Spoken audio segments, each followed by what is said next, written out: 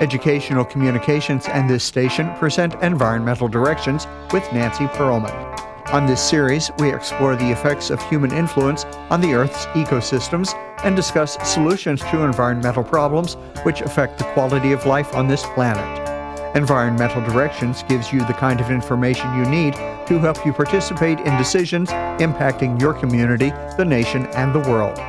Now, here's your host, Nancy Pearlman. Hello. We are going to be talking about solar development and the many opportunities for real estate investors, landlords, homeowners, and governmental agencies to incorporate new innovative solutions to our energy crisis. With my guest, Joshua Schuster. He is co-founder, CEO, and chairman of Solarback. He has managed several investment funds and founded a mid-sized real estate development company that was headquartered in New York City. He has many projects now in Florida, and he is very active with different organizations, including the American Solar Energy Society, the Solar Energy Industry Association, the American Real Estate and Urban Economics Association, the Institute of Electrical and Electronics Engineers, the Urban Land Institute, the New York Private Equity Network. He is also a philanthropist and co-founded the B. Cole Clinic Foundation, which is a nonprofit organization focusing on constructing medical clinics in developing countries, especially in the Philippines. He's also working on building homeless shelters and working with other ventures to provide support of people in need. He is the youngest board member to sit on the Stephen L. Newman Real Estate Institute at Baruch College, and he has received the Red Awards, the Comeback Developer of the Year, and is also a distinguished honoree from the Learning School for Autism, and is considered one of the Young Jewish Professionals Developer of the Year. Welcome. It's a pleasure to have you with us. Thanks, Nancy. Thanks for having me. You are very involved in promoting and prioritizing green and energy-efficient design, incorporating sustainable elements into your multi-billion-dollar portfolio as a real estate developer. Can you explain what some of these designs include? Sure. I think to break that down, we need to look at some of the inefficiencies in some of these real estate development projects. If you look at, let's say, water, for example, 30% of the water we use on average in a residential home or building has an inefficiency of approximately 30%. That's a high number. If you think about that, every time you grab a glass of water and you're dehydrated and thirsty, before taking a single sip, imagine just pouring out 30% of your glass, 1/3 of your glass every single time. That's essentially what we're doing behind the scenes with these inefficiencies. So that means we're flushing too much water, we're using too much in the shower, there are leaks in the pipes behind the walls that you may or may not be seeing. So it's with these inefficiencies that we're causing a lot of waste. So one way we introduce smart design is we control that. We monitor the flow of the water. We reduce the amount of flushes, or the gallons that are flushed per flush. We reduce the amount of gallons that pour from the shower head spouts per minute. It's just these small changes like that, these subtle changes that an average person may not even notice, but it makes a monumental difference sort of behind the scenes. That's like one way we're incorporating green design. Green design needs to be incorporated, and I believe mandated, in all new buildings. Is that happening? Yes. You're starting to see more and more policy creep up. Speaking specifically to New York City, since I've been practicing real estate development for approximately 20 years, there are new laws and regulations such as Local Law 97, which has stringent requirements on energy consumption, on building emissions, on insulation, and the amount of energy that can be conserved, whether it's through the appropriate glass or shading or other efforts. The short answer is we're going to see more and more of this, especially with the United States' commitment to the Paris Accord, which is striving to reduce carbon emissions by 50% by 2030 and to go carbon neutral by 2050. These are pretty lofty goals, and without the introduction of regulations, we're not going to make any step towards reaching that goal. Do we have enough laws on the book to make this viable? Do we need more regulations? Do we need to continue tax credits to make solar useful and viable? Individual actions create the collective action, and politics is absolutely important. If not for the Inflation Reduction Act and the tax credits, we would not be able to start the company that we formed, and we would not see the massive amount of solar expansion that this country is realizing. We pay as a society collectively for things like national defense, for public schools, things that are protecting us, things that are educating and investing in our future. The same should be true about climate change and protection. We need our taxes and our money to go towards the safety net, similar to defense and education, because our environment is just as, if not more, important. You did have a project in Brooklyn Heights and Gramercy Park and other places in New York. Is it easy to convert older buildings and make them ecological, or would you rather tear them down and build new buildings that are built correctly? By virtue of just renovating an existing building, you're conserving off the bat, right? It's renew, reuse, recycle. So by repurposing the building, you're not needing new concrete, you're not needing new steel. Both of those things coming out of industrial factories that produce waste, have high emissions. We also don't need to put all that into landfills. That's right. You save on the waste. So by virtue of just renovation, I think you're contributing in your small way towards improving the environment. We've started a lot of green design in our buildings because it's sort of like on a small level, it may not seem like a big difference, but if everyone was doing this collectively, I think we would make a large difference, right? Especially if it's done across the world. And I think that's why we have these mandates and benchmarking and guidelines, and countries are meeting, like we just had at COP28, where countries are meeting to see how are we performing? How are we performing against these benchmarks, and how can we do better in the years ahead? I'm out here in Arizona now with my family, and was just talking to a friend as we're driving through the desert. One thing we noticed was that driving at nighttime, I remember at least growing up, and Nancy, I don't know if you recall, but you would be driving and you would probably smash into 1,000 bugs, and your windshield would be just full of bugs. You'd have to scrape it off at the next gas station or turn on your windshield wipers.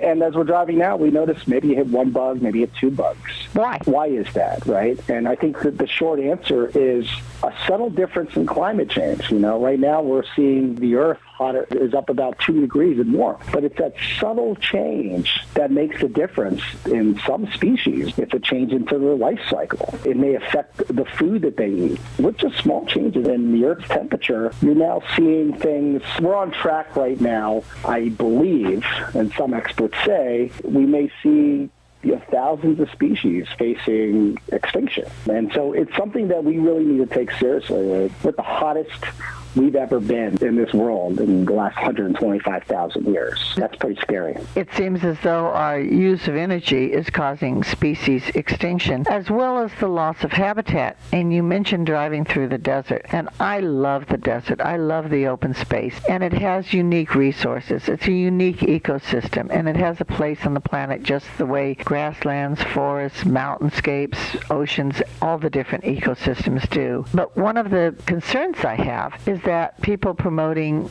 solar energy want to put big solar, they call them farms, they're not really farms, solar facilities out in the desert.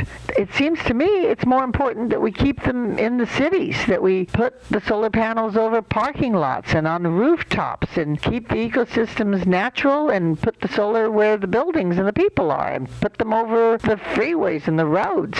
Yeah, in fact, your viewpoint is one that we share. We at Solarback, our main business plan is to do just that. It sort of stemmed from my relocation to South Florida. And again, I've been a real estate developer, still am, for 20 years. And I was walking into a grocery store. It was a grocery-anchored super center, power center. So there were tons of tenants, a huge parking lot. And as I'm walking in, South Florida, berated by the heat, berated by the sun, and I'm sweating profusely through my shirt. And I'm looking around this parking lot and seeing a large one-story structure with a large flat roof. And I look behind me across the street, there's a similar strip center. Across a diagonal from me, there's another shopping center. And there are just tons of flat roofs. And it sort of dawned on me that, hey, and to your point, there's a lot of exposure here to the sun. It's unobstructed. It's a lot of potential solar real estate, if you will. So we don't necessarily need to go to the deserts to find that captive real estate. In fact, if you took all of the big box tenants in the country, so that's Target, Costco, Walmart, IKEA, Home Depot, if you took all of those roofs, added them all up, you have about 13 billion square feet of rooftop space, flat rooftop space with direct, access to the sun. If you covered that with solar panels, you would have enough power generated to power New York City. You mentioned the big box companies, and I see them. I see their warehouses when I go out into different counties here in Southern California, and I don't see solar panels. Why are they not all adopting changes? They're starting to, Nancy. I think there's a lot of pressure to do so. Target already has 550 stores with solar. IKEA has 90% of their rooftops now solar. I think Walmart needs to catch on next. They have about 800 million square feet of empty space, which is the same amount of square footage as Manhattan. That is vacant space that ought to be covered with solar. I recall when I was a trustee for the Los Angeles Community College District advocating that all our parking lots have solar panels over them. The other trustees weren't as environmentally oriented, but they did put a few on, and those parking areas are the most valued. People want to be under the shade. That's right, and I think you're just having that conversation and raising the awareness. You're connecting things people care about to climate change. So now they're thinking about it. I'll get in my car and it won't be baking and boiling hot inside because I'm now parked under the shade, and I'm producing clean energy. So it's a win-win. And I think just getting that audience of listeners is small, yet a big change. And it's that small change that adds up and will help reduce our emissions. I definitely agree with you, by the way, that there are a lot of parking lots, surface parking lots, that certainly could use solar. Now, from a construction development standpoint, it's not as easy. Constructability of now going in and introducing steel support systems for that solar, it'd be more efficient to design that from the onset than to go back and retrofit it. However, what we're doing, just taking advantage of these rooftop spaces, it seems like for us a little more low-hanging fruit. It's been well received, at least with the landlords that we've been speaking to. You are involved in innovative ventures such as Six Walls, an NFT-based philanthropic platform, and Bricks and Meta, a Web3 platform that supports cross-category interaction. That's a lot of words. What does it really mean? It means that there is a world within our world, and that's a virtual world, the metaverse. In this metaverse, we have a new way of communicating with each other and sharing information. Think about Facebook, but in a virtual setting. There's more of an interaction as opposed to sort of just reading posts and keeping up with photos. You can now be in two places at the same time, be able to take classes in psychology from a professor in Italy if you wanted to, while sitting in a classroom wearing virtual reality goggles. And I think that technology is only going to improve, and I think it's going to get smarter, especially with the incorporation of artificial intelligence, which you're going to see more and more of. You are certainly doing very important work, and we are going to talk more about solar energy, renewable energies, when we return in a moment with my guest, Joshua Schuster, who is the co-founder, CEO, and chairman of Solarback. Environmental Directions with Nancy Pearlman continues with further discussion of the world's critical ecological issues. For more information, you may call 310-559-9160 or go to www.ecoprojects.org. Now, here's Nancy. I'm speaking with Joshua Schuster, who is the CEO and chairman and co-founder of Solarback. You are creating solar energy. There's so many companies now that are promoting it. What's different with your company? Well, I think there are different types of solar developers, right? There's the traditional sense of, you own a house, you want to reduce your energy bill, There are a myriad amount of solar installers you can go to. They will assist you with any rebates or other financing programs. Many utility companies in various states even offer direct programs where they'll come out and install it for you. But what we do is a little bit different. What we do is we are targeting large-scale shopping centers. We're targeting malls. We're targeting large industrial warehouses. We're targeting large campuses and schools. We're going after the large-scale commercial installation. For us, it creates sort of a triple win. The landlord that typically is not renting out their roof can now receive a new tenant. We're the new tenant. We see the rooftop space as a vacant floor. We just don't need any protection from the elements because our installation, our solar actually doesn't need anything. We have a little trifecta in our business plan here. So we act as a tenant for your rooftop space. So we see that as an additional floor. We don't need any protection to the elements, the rain, the wind, the sun, of course, we embrace. So now the landlord that was not normally receiving any rent for the roof is now receiving ancillary income. And that right now, especially with where retail is in this financial environment, is a positive for almost every landlord. The second positive attribute of our business model is we're now able to provide clean energy to the tenants in the shopping centers or in the industrial warehouses or what have you with a cheaper alternative clean energy source. So we're able to save small business money, and small business makes up 60% of our GDP, and there's a money multiplier effect because if businesses are spending less on their operating expenses, such as energy, they can now spend more money in research and development. They can spend more money to hire more employees to expand their businesses to thrive, and that's exactly what, especially the United States, could use right now. And then finally, what we receive as a business, as an operating business, which I think has been very attractive to institutional investors, is a positive stream of income, positive cash flow, generally for a long, extended period of time. When it comes to paying operating expenses, your energy bill is right up there next to food for sustenance. Energy is critical and often paid immediately. So you can count on that source of income. You can count on it for a long period of time. And we've created essentially a financial vehicle here. Again, that's very attractive for investors looking for a fixed income stream. You mentioned the cost. So many people and companies don't want to renovate because they have to invest more money into solar energy. Although it is well known, they'll save money in the long run. And I know that some agencies are very concerned about that issue, and other utility agencies actually have in the past not been willing to buy back the extra energy, which they should, to avoid using the coal-fired power plants. Has that changed throughout this country? Unfortunately, when you sell the power back to the grid, the utility companies will only pay you the exact cost it takes them to produce that energy. So net on the environment, it's a positive, right? Because it's one energy unit that the coal energy no longer needs to produce now that the sun can produce it. So you won't reap the benefit as you would selling it at a commercial rate to a tenant. Let's say you would sort of be breaking even relative to the price that these utility companies are producing the energy for. So I think what we need to appreciate is the fact that solar has now come down in cost. It's now 90% cheaper over the last 5 years and 70% more efficient. So that, coupled with the tax incentives out there through the Inflation Reduction Act, has made the installation of these solar facilities more viable. However, I'm of the opinion I think that you're insinuating, which is, and big energy should pay more for clean energy produced by third parties. I think if that was the case, and if that was a growing trend, you would see more and more of that installation. And again, we would be making a huge, massive dent in the reduction of our carbon emissions.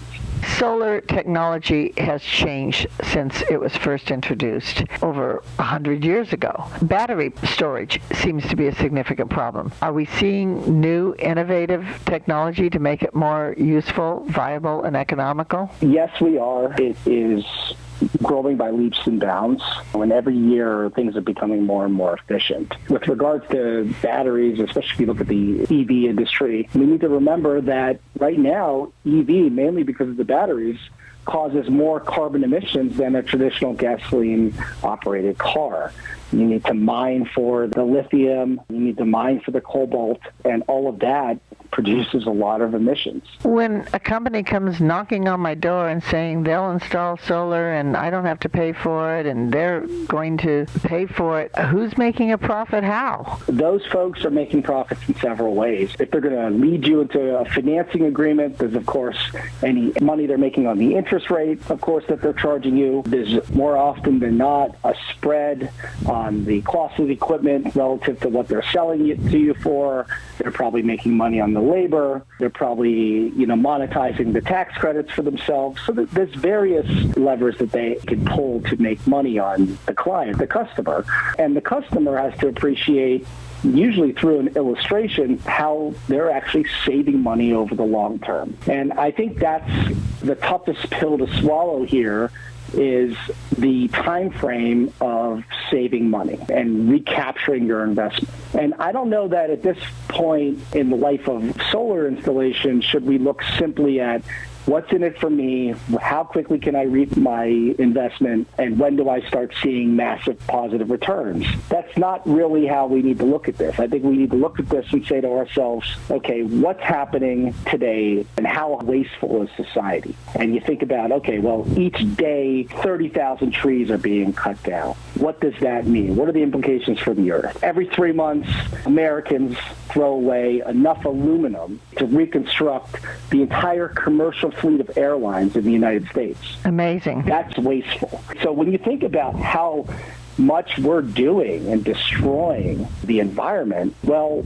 let's think about the small changes we can make. So now you're telling me that it may not cost me much of anything to allow my roof to be the real estate for a solar installation. I should do that because, A, it's not costing me much, if anything, today, and I shouldn't look at it as an investment, because it's not an investment in the traditional sense of financial returns or gains. It's an investment in the future of this earth. And I think the next crisis we're going to start seeing on our doorstep is a refugee crisis. We're going to see a lot of that. You can see that even in California, let's say, where people are fleeing their homes. Environmental damage throughout the world is causing people to flee. I worry about the Pacific Island countries, which are small and are being flooded, and their entire country is going to disappear when the island gets flooded because of climate change. You're absolutely right. In fact, I read a statistic that by 2050, 200 million people are projected to be displaced.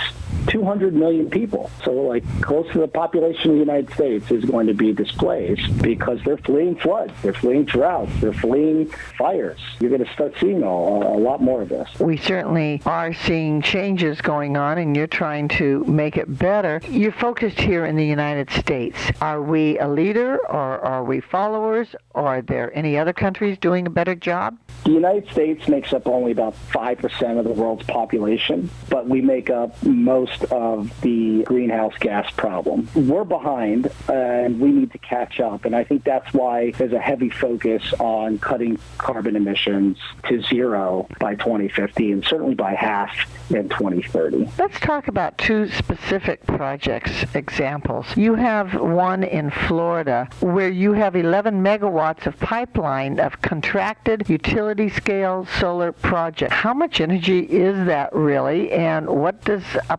pipeline of solar really entail? What that essentially means is that we have enough people, enough landlords and shopping centers interested in having the same view of our business model to enter into a lease with us, to allow us to cover their roofs with solar facilities, and for them to embrace clean energy. What does that mean in totality? It means essentially taking about 50,000 cars off the road. 50,000 is a significant number. Yeah, it is. And that's a pipeline that we've created in just 6 months. By this time next year, Nancy, we hope to triple that amount because there is no shortage of real estate. There are roofs everywhere. These buildings are already constructed. We don't need to sit here and wait for a building to get completed. They're already there. We simply need to pick and choose and get a landlord to say yes and agree to allow us to use their roofs. You are involved with a nonprofit organization, the Bicol Clinic Foundation in the Philippines, where you're constructing medical clinics